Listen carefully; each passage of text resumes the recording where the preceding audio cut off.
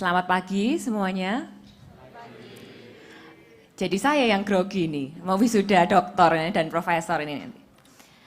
Ini teman-teman salam hormat dulu kepada Ketua LL Dikti, Profesor Diah, juga kepada Ketua Yayasan kami, Bapak Yoyo. Terima kasih sudah hadir hari ini. Juga para tamu undangan, keluarga, dan tentunya teman-teman yang hari ini berbahagia untuk wisuda. Hari ini kita sama-sama merayakan acara bersama, teman-teman sudah menempuh, ada yang 3,5 tahun, yang cepat sekali teman-teman S1, ada yang 5,5 tahun, ada yang hampir 7 tahun, sudah selesai hari ini, selamat sudah bisa akhirnya menyelesaikan proses ini.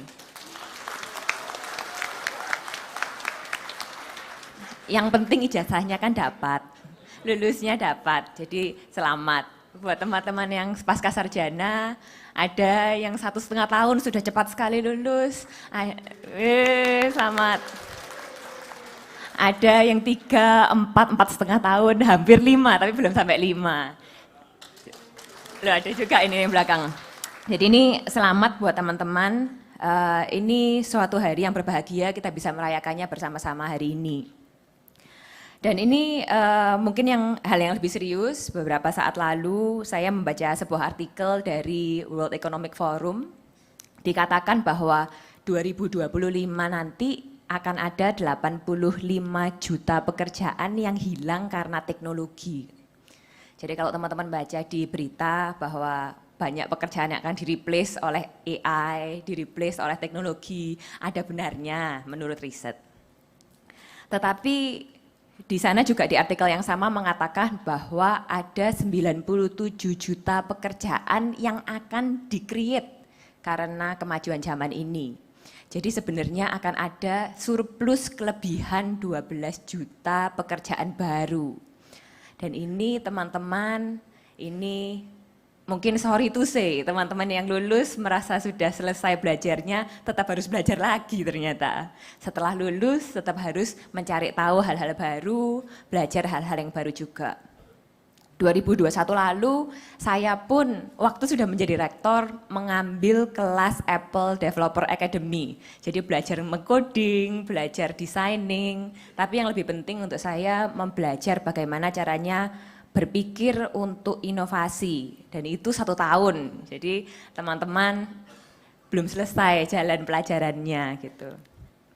Dan ini menurut saya yang penting di dunia yang semakin berubah ini, yang terus berubah, bagaimana kita bisa keep up dengan masa ini, dengan zaman ini. Seperti contoh-contoh teman-teman S2 yang sudah menjadi profesor, sebenarnya jabatannya mungkin lebih tinggi dari beberapa kita di sini ya, dari teman-teman yang ada di depan. Tapi tetap mau belajar lagi untuk mau mengambil ilmu-ilmu yang aplikatif dan bisa terus digunakan saat udah berada di masa karirnya. Mungkin hari ini saya mau sharing sebentar mengenai ada sebuah buku yang waktu saya di wisuda saya diberikan oleh teman saya sebagai hadiah. Judulnya 7 Habits of Highly Effective People. Gitu. Saya waktu itu diberikan kecil waktu saya setelah wisuda S1 saya. Ini saya masukkan di pelajaran kelas saya, jadi yang dulu mengambil kelas saya jangan bosan. Ini dia bilang buku sudah ada dari 1989 publikasinya, tapi jadi sangat populer terus-terusan dibaca oleh orang sampai mendunia. Dan itu adalah bukunya, judulnya dalam bahasa Indonesia 7 kebiasaan yang membuat orang itu sangat efektif. Bagaimana kita tuh bisa menjadi sangat efektif. Dan di sana dia bilang kalau yang pertama gimana caranya kita itu harus proaktif. Tapi kita itu nggak hanya melihat kondisi ini, tetapi kita juga mau mencoba melakukan sesuatu, jadi agen yang aktif. Dan yang penting itu kita berpikir apa yang within our control. Kalau misalnya ada COVID, ya COVID-nya mau nggak mau akan terjadi. Tapi apa yang sekarang kita bisa lakukan, itu akan mengubah outcome kita nanti. Jadi teman-teman fokus sama apa yang ada di kontrolnya teman-teman. Setelah lulus pun, misalnya mungkin ada banyak problem yang dilalui, apa yang teman-teman bisa lakukan untuk keluar dari problem tersebut. Itu yang pertama, be proaktif. Yang kedua, dia bilang begin with the end in mind. Katanya coba dibayangkan kalau teman-teman nanti sampai nanti di liang kubur mau diingat seperti apa gitu. Tapi ya mungkin itu agak ekstrim ya. Ini intinya sih gimana teman-teman berpikir tujuannya teman-teman itu aslinya mau apa.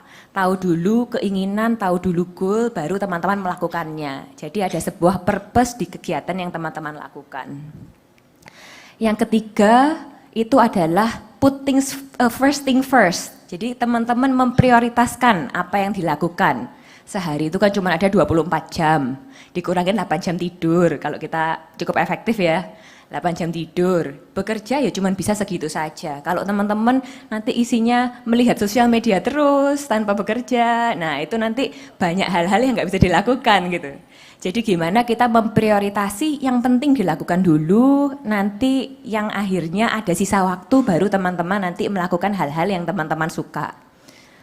Dan ini dia bilang habit 1-3 ini kalau teman-teman lakukan, itu teman-teman sudah win over yourself. Jadi sudah menang dari diri sendiri. Ya bilang gitu.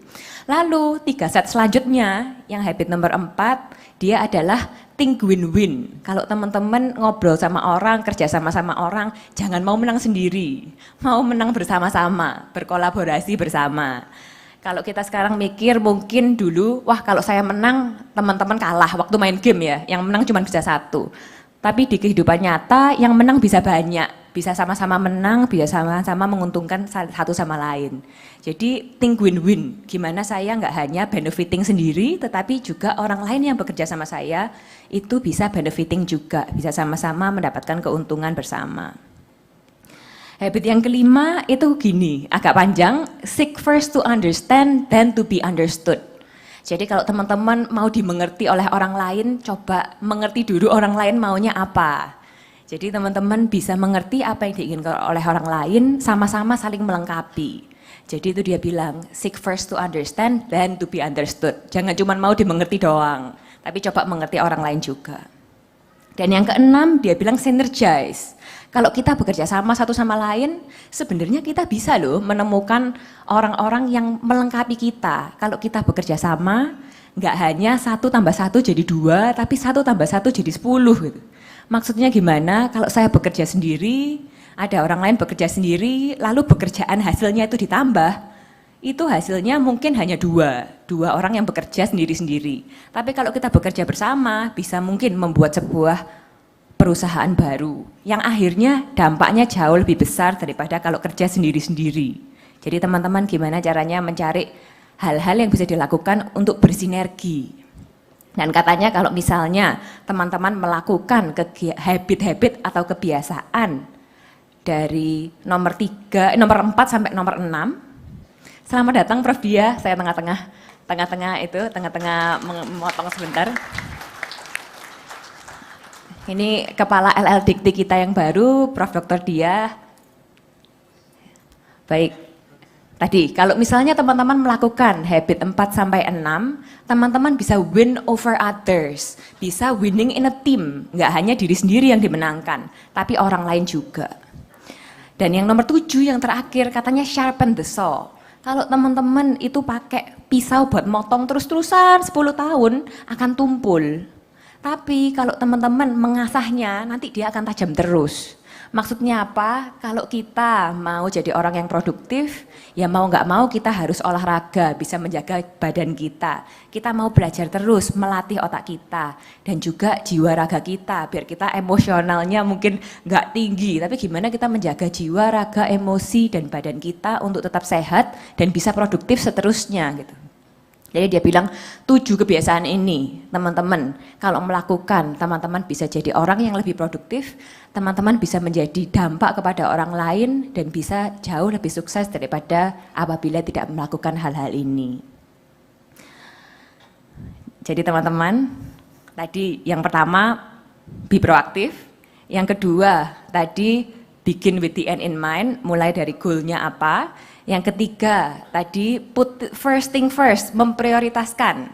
Yang keempat, tadi think win-win, mikir apa kita bisa bekerja bersama. Yang kelima, seek to understand then to be understood. Jadi mengerti orang lain, baru mengerti diri sendiri, baru meminta orang untuk mengerti diri sendiri. Yang keenam, teman-teman, bagaimana caranya bersinergi bersama orang. Dan yang ketujuh, sharpen the saw. Nah ini 7 teman-teman. Meskipun kayaknya banyak, tapi saya kok ya hafal gitu. Jadi teman-teman juga pasti bisa hafal ini teman-teman. Dan ini kalau dilakukan benar-benar akan jadi dampak buat teman-teman. Dan ini saya harapkan hari ini, dari sesi hari ini bisa menjadi suatu memori bagi teman-teman, mengingatkan hari-hari teman-teman mungkin yang susah untuk menyelesaikan tesis, susah menyelesaikan skripsi, tapi teman-teman juga bisa melakukannya sampai akhir. Jadi semoga hari ini menjadi reminder untuk kita semua bahwa kalau kita mau sesuatu pasti bisa kita lakukan. Jadi teman-teman terima kasih banyak sudah menjadi bagian besar dari keluarga Institut Asia. Semoga masih ingat Institut Asia, join alumni program kita dan tentunya kapan-kapan balik kembali ke Asia. Saya mau mengucapkan selamat sekali lagi, mari kita beri tepuk tangan buat kita semua.